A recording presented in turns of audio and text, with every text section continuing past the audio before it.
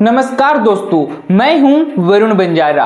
पिछले 10 सालों में ना अगर आप किसी भी क्रिकेट फैन से आप पूछेंगे तो एक आवाज बार बार सुनाई देगा, एक ही मांग होगी बार बार, भाई संजू सैमसन को आप मौका दो। हम सब ने कहा था यार, सोशल मीडिया पर हमने भी कहा था, स्टेडियम में हमने कहा, डेविड में हमने कहा था, संजू को टीम में वापस लाओ, वो मैच जिता कर आपको देगा। और आज ऐसा लग रहा है कि सालों से जो दुआएं चल रही थी, मांगे क्रिकेट फैंस जो कर रहे थे ना, वो सब किस्मत और भगवान की योजना का सिर्फ एक हिस्सा था। क्योंकि आज संजू सैमसन वर्ल्ड कप 2026 के सबसे बड़े हीरो बनते नजर आ रहे हैं भाई साहब। जी हां, क्रिकेट इतिहास में कुछ पारियां सिर्फ रन नहीं बनाती है, वो यादें बन जाती हैं। और भाई साहब आज ना संजू सैमसन की इस वर्ल्ड कप में 2 पारियां शायद उन्हें यादों में शामिल होने वाली हैं। जी हां, पहली वेस्ट इंडीज के खिलाफ 57 रन और भाई साहब दूसरी तरफ ना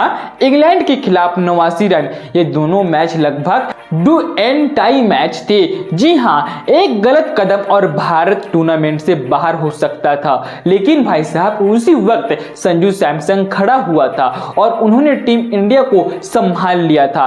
वेस्ट इंडीज के खिलाफ उनकी 97 रन की पारी शायद आंकड़ों में नहीं 100 में नहीं थी, लेकिन भाई साहब क्रिकेट समझने वाले जानते हैं ना, कभी कभी 97 भी सबसे बड़ा होता है। उस पारी में एक भी पल ऐसा नहीं था जब संजू ने शतक के बारे में सोचा था। उनका लक्ष्य सिर्फ एक था, भारत को मैच जिताना है। और आज इंग्लैंड के खिलाफ भी कुछ वैसा ही हुआ था। संजू सैमसन ने 41 गेंदों पर 89 रन बनाकर खेल रहे थे, शतक से सिर्फ 11 रन दूर रह चुके थे। अगर भाई साहब वो चाहते ना तो आराम से सिंगल डबल लेकर अपना शतक पूरा कर सकते थे, लेकिन भाई साहब क्रिकेट में हमने कई बड़े बल्लेबाजों को ऐसा करते हुए देखा है। भाई साहब 90 के आसपास आते ही खिलाड़ी थोड़ा धीमा हो जाता है। जी हां, क्योंकि भाई साहब हर खिलाड़ी अपने नाम के आगे एक और शतक जोड़ना चाहता है, लेकिन भाई साहब संजू सैमसन एक अलग ही तरह की बंदा है।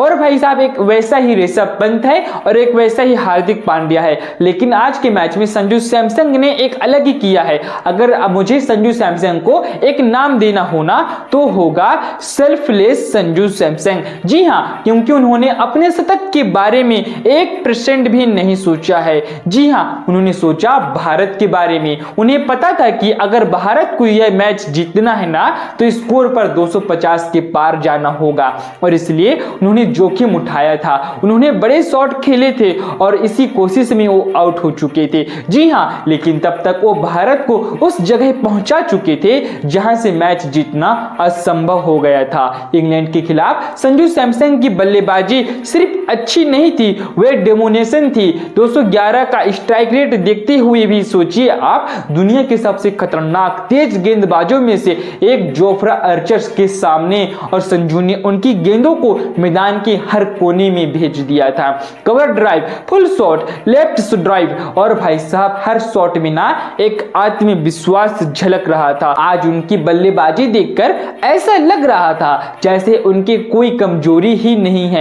ना शॉर्ट बॉल में वो परेशान हो रहे थे, ना बाउंसर से, ना ऑफ स्पिन से, ना लेग स्पिन से। मैदान के चारों तरफ शॉट्स खेल रहे थे और भाई साहब हर शॉट्स में ना क्लास और पावर थी। और भाई साहब जब कभी कभी जब खिलाड़ी को समझ में आता है तो किस्मत भी उसका साथ देती है। आज भी ऐसा ही हुआ था। हैरी बुकर सिर्फ 15 पर थे, एक और आसान कैच छूट गया था, और उसके बाद भाई साहब संजू सैमसन ने जो किया है ना, इंग्लैंड के गेंदबाजों पर धुआं धुआं कर दिया यार। गेंद के धागे खोल दिए थे, एक के बाद एक बड़े शॉट खेल रहे थे और इंग्लैंड की पूरी योजना वहीं टूट गई थी। लेकिन भाई साहब संजू सैमसन की महानता सिर्फ उनकी बल्लेबाजी में नहीं है, बल्कि उनकी सोच में है। मैच जीतने के बाद जब उन्हें मैन ऑफ द मैच मिला ना तो उन्होंने क्या कहा आपको पता है? उन्होंने कहा था, यह अवार्ड शायद मुझे नहीं, हमारी टीम के महान गेंदबाज को मिलना चाहिए। जी हां, यही चीज उन्हें एक महान इंसान बनाती है।